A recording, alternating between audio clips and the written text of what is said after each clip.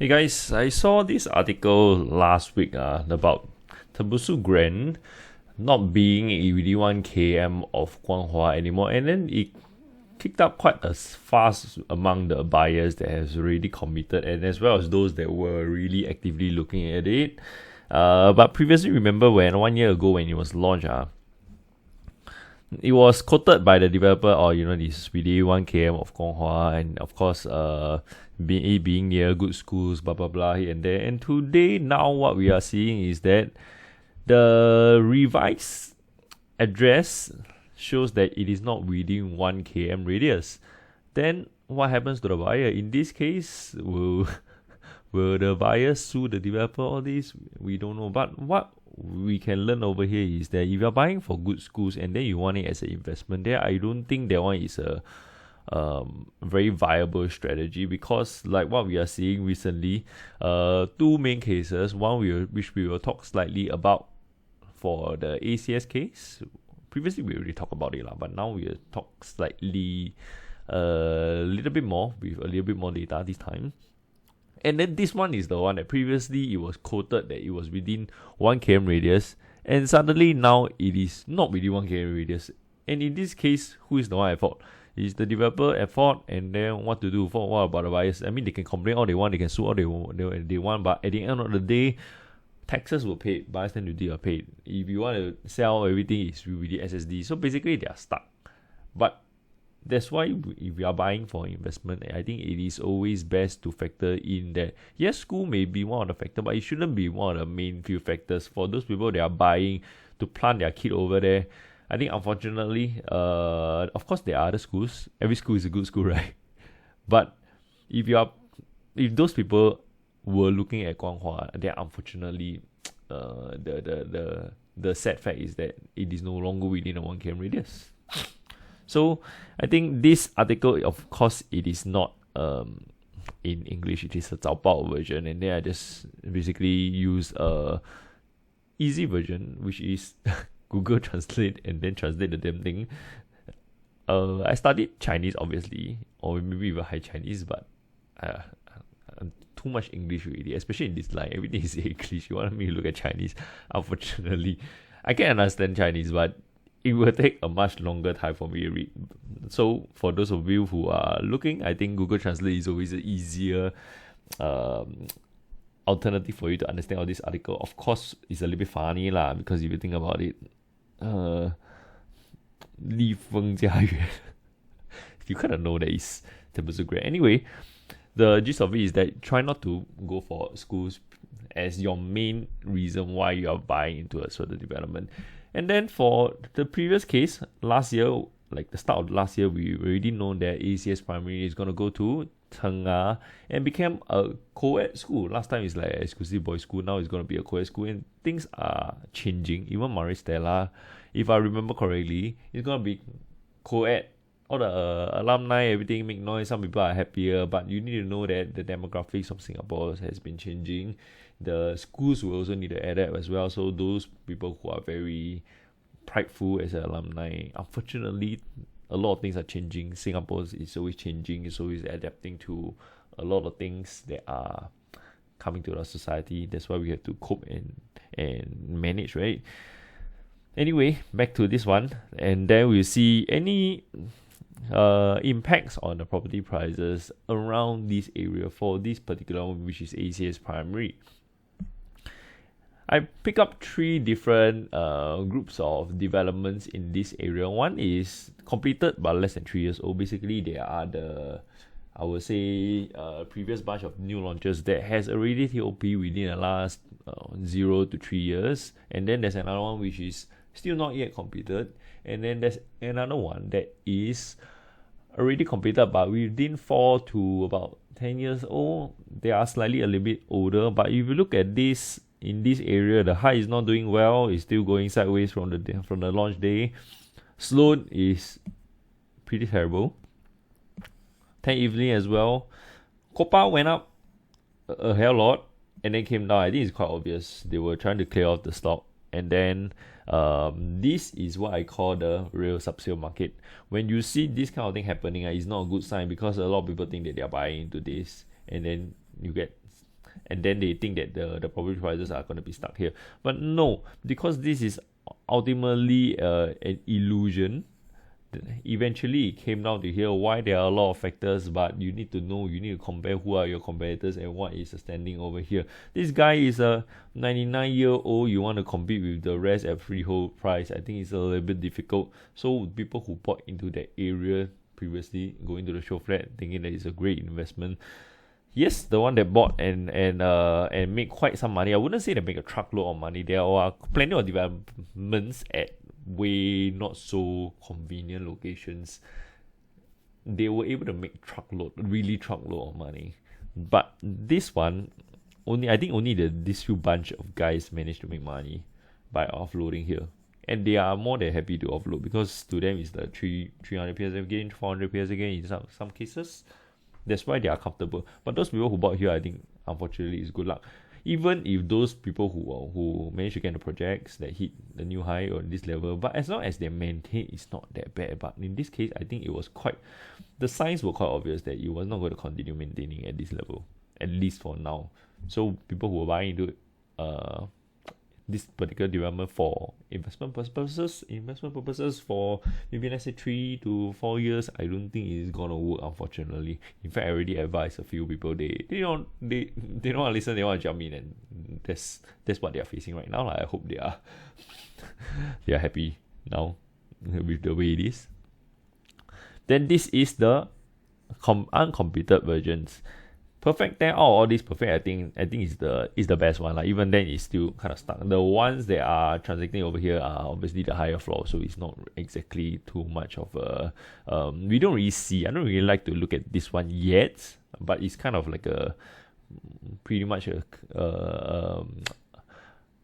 giving us a little bit of foresight into what's to come especially if you have uncompleted properties that have charts not going up but going down like this. I think this is quite a bad sign. Pullman, all these went up because of the selling the higher floors, which is quite normal, but now we are seeing the sub-sale market over here. So the sub-sale, I don't think is going to be maintaining at 3,004 kind of level because of the fundamentals of the property, which I shall not go into, because if you want to look at it, you can feel free to go into my Pullman review videos, which has been quite a while, but certain things don't change. Even if they do, the prices go up, but fundamentals don't change. Even if they do go up, but they may not go up as much as certain other developments. New and Novena, unfortunately, same for peak residents. I guess they reached is peak at the launch day, so people who got in, I hope they already mental preparation. Okay, this one is a little bit more interesting because this particular chart has 5 different developments that are around the area, but seen quite a little bit of 风风雨雨 Lincoln Suites up and down, and then back to here, but from point A to B is still a downward trend. Gill State 2 is generally an upward trend, but not much of an upward trend, because if you think about it, after 10 years from 2,000 to 2,200, I don't even know whether these guys can actually break even, which I highly doubt so, unfortunately. Robin Residences also going sideways, which is basically a loss-making machine. Same goes for 6 Derbyshire, is going sideways. So if you are buying into a development, make sure you analyze the macro factors. You analyze a lot of things like supply, competition, all these. What is the USP of the particular development that you are buying into? Can you sell it off at a much higher price than the rest so that you can reap profits or not? 26 Newton, unfortunately, it's been like this.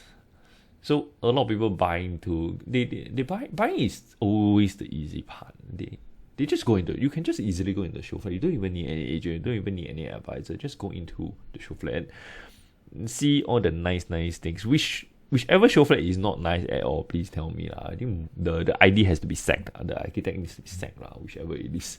But it is designed to be nice. It is designed to tempt you emotionally, and that's why you need to be on your guard and really know what you're getting into before you even step into the show flat. But unfortunately, a lot of people don't think that way, which is not the right thing to do when it comes to $1 million investments. So as you can see over here, this area, I think after this one moves out already, will there be more demand? Because ultimately we also know there are a lot of kiasu parents looking to buy because of schools. And after this school factor is moved out, will there be as much demand to even support all this? Will it get worse? That's the question now. So that one leaves more to be seen over the next few years. And then I want to talk a little bit more on this article that just came out. I think today is 8, right? Today is 8. So this article came out today that high price are still a small minority. Basically, they have to say something diplomatic. But it is kind of true to a certain extent because they do make up a small minority of the resale transaction. A lot of them are mansionettes and also jumbo flats, 1/3 of them, and then more than 70% of the remaining units are 5-room flats in very good location, either on a high floor or long remaining lease. The 4 rooms, which I already sold a couple, between this period of time that they factor in. So during this period of time, the past 2 years, which already sold, generally they are more on the higher floor, which is kind of expected because it's freshly MOP, not very long, and a higher floor, good mature locations, so it's kind of expected. And then what the government wants to do is basically tackle the problem by hitting the supply part. So you whack the supply, and then what we are seeing later, we will show you a little bit of chart. On top of that will be the private side, but it kind of is the same because all these are economics, basic economics. If assuming demand stays pretty much the same, and then you go and whack the supply side, of course price is gonna drop or at least maintain. Right now the thing is the prices are slowly inching, but the government is doing their part by trying to ramp up the BTO supply. But ultimately you also need to know that yes, even though 21,400 flats, highest completed within the past 6 years in one single year, and then another 18,000, but all these have not yet to hit MOP. So how long will it take? It will take time. But the thing is that before people think, hey, then I should buy now and then go and get into investment, you need to remember also you have your 5-year MOP. Because once you get in, you're stuck for 5 years. And then if you're using this as an investment vehicle, unfortunately, remember guys, HDB is always a public good. For those who don't take economics, I'm not here to teach an economic lesson, but it is a public good. It is called public housing for a reason. And imagine telling foreigners, hey guys, our public housing is going to be $2 million. Can you imagine what kind of, for lack of a better word, a joke is it going to be? And I think this is what the ministers are actually concerned about. They don't want that to happen. And it's not supposed to be happen. $2 million is not a small amount of money. $2 million, you go to other countries, you can buy very, very big house, bungalows and all.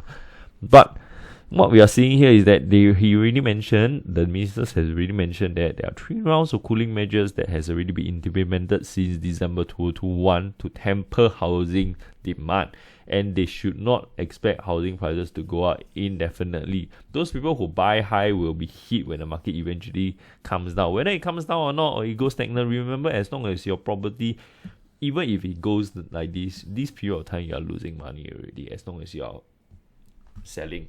A lot of people think that I'm buying this house, I'm not planning to sell it because I'm not buying for investment and all.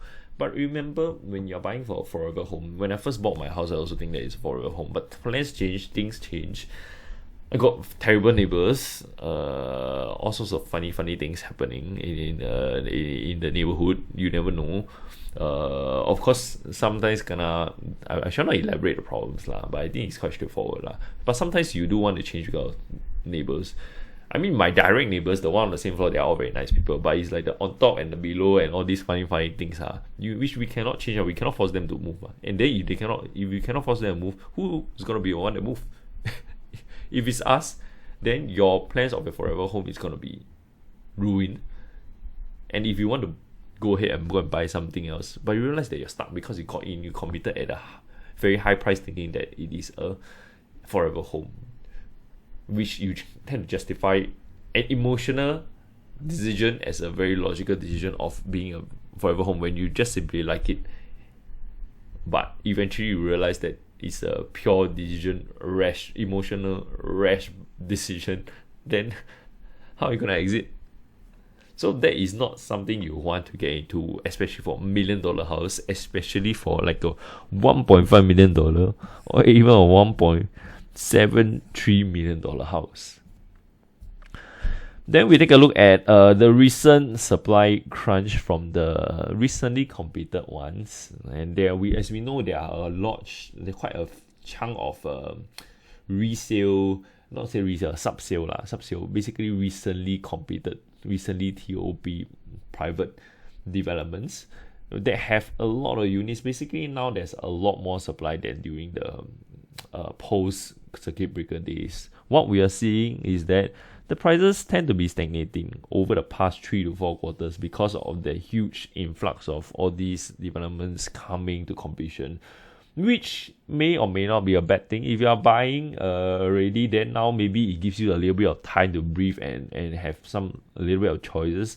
But those people who really bought in and you want to maximize your investment, you have to be able to observe the market and be disciplined and then time it carefully for your exit. If not, basically it's like stocks lah. You can buy it at a good price, but if you sell it during a crash, what's the point of even getting it in the first place? So now it's more of we are reaching a point of stagnancy over the past 3 to 4 quarters over here because of the sheer amount of supply. Why am I showing you this here is because these are the effects that are likely going to be expected when all these units are going to be hitting MOP. So this is just an example that if it's happening on the private side, it's likely going to be happening on the HDB side as well. Previously, they mentioned that over the next how many years? It's like 4 to 5 years or 4 to 6 years that they are going to be building more than 100,000 flats. All these are going to be injected into the market, and how will all these supply issues be affecting the market as a whole? Because remember, the fact that we are seeing this is from an impact of only, I think, 10 plus thousand units. Can you imagine the impact of 100 plus thousand? How is it going to be?